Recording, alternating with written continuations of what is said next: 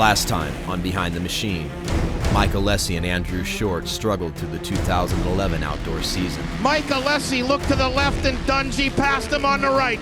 And both riders will move on to other teams for 2012.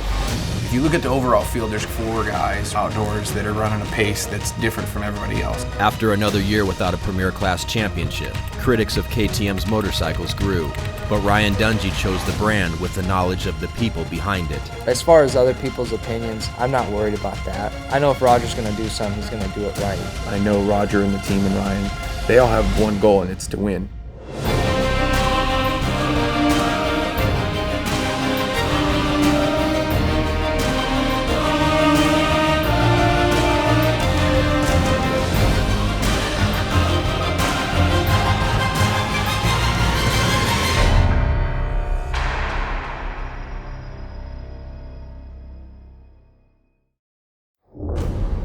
Two years ago, KTM brought in the winningest team manager in the sport and his team of technicians.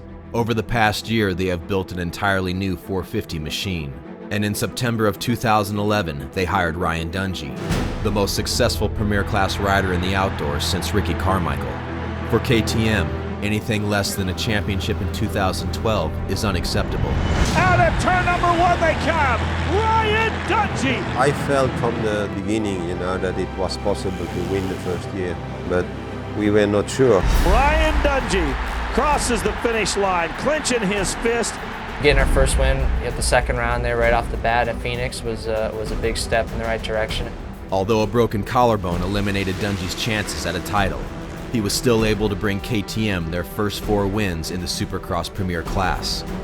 For a rider, it takes a lot of trust. He decided to go with a brand that had never won. He is at the peak of his career. I really appreciate that trust he put in us.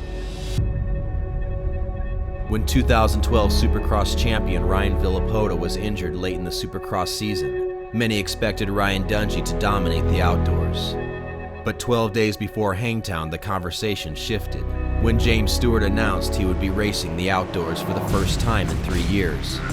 Just like that, James Stewart, fastest lap of the day. The last time Stewart raced the outdoors, he was perfect, winning 24 out of 24 motos. And he marked his return at Hangtown with practice lap times that were 3 seconds faster than Dungey's. James, number 1. With a 2 flat? No, with a 159.4. It's clear that Ryan is a warrior. He worries. The 2 areas going down the hills, it's in and it's down, and then the corners, it wants to go down and then stand up. He needs to be more clear-cut on race day and put the other little things behind him, and just like what Ricky said, it's race time, Just turn your mind off and focus only on one thing. That's how to figure out to beat the guy that you're racing. And now, ladies and gentlemen, turn your attention to the starting grid. Say hello to the 450cc Moto riders. No one doubts Ryan Dungey's fitness in the outdoors. Matching the speed of James Stewart was the question he had to answer. Wow, out of turn number 1 they come, and it's Andrew Short atop the Honda, holding on to the number 1 ride, and Stewart onto the inside. James Stewart has jumped into the number 1 ride. Dungey running 7th right now. Not a way you want to start out the 2012 campaign. He tries to be so perfect. He makes a little mistake that everybody does 3 times a lap, and he gets pissed off at himself because he didn't do it right exactly the way he wanted, That's the negative side of a perfectionist. Dungey now holding on to the number 5 ride. He is all over the rear wheel of Andrew Short. Dungey has made the pass on Short. Here comes the number 5. Dungey says it's go time. He is trying to get around Metcalf. Ryan Dungey now goes to the inside right in front of mechanics area and makes the pass on Metcalf. The number 5 KTM moved into that number 3 position. Stewart continues to pull away. And across the finish line, James Stewart with a fist pump. Ryan Dungey finishes up into the number 3 position. Well done, buddy. Strong comeback. When he was coming up the hill, I counted like 9 plays, so I don't know what happened in this first couple turns, but not very good. During Stewart's perfect season, his average margin of victory was 20 seconds. When confident and unchallenged, Stewart is often unbeatable. After Stewart finished Moto 1 9 seconds ahead of him, Dungey could not afford to give one of the world's fastest riders another reason to believe.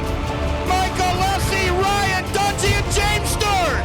Dungey goes to the outside. Tim, does he get the pass made before they come back into view? No. And James Stewart is right there. Stewart trying to get up alongside of Ryan Dungey, but Dungey continues to slam the door. Here comes Stewart. Stewart railed the outside. Stewart goes by Dungey. And now he's neck and neck with Alessi. He gets the pass made. Dungey now goes to the inside of Alessi. Dungey goes into the number 2 ride. The second moto in Hangtown, I felt good. I honestly felt sitting behind James like I had a lot more in me. Oh, and Stewart gets sideways. I wanted to go, and I tried to make a lot of stuff happen, and he'd always get the line. Dungey is not having a good day as he comes through these lapped riders. That opened up about a 4-second cushion. Yeah, that is unfortunate for the number 5. Dungey has been criticized often for his lack of aggression. He finished in second place 15 times last year. But Dungey also knows that he will have another 22 opportunities to silence his detractors. Stewart left Hangtown with the knowledge that the last time he started a season with 2 wins, he finished undefeated. Next time on Behind the Machine, the championship battle moves to round 2 in Texas and round 3 in Colorado. Here comes Ryan Dungey once again. Dungey drops the hammer. Stewart's speed has never been in question, but can he match Dungey's fitness and focus on 2 of the most brutal tracks in the series? Dungey pounding on him, knocking on him, kicking on the door, but James Stewart won't crack.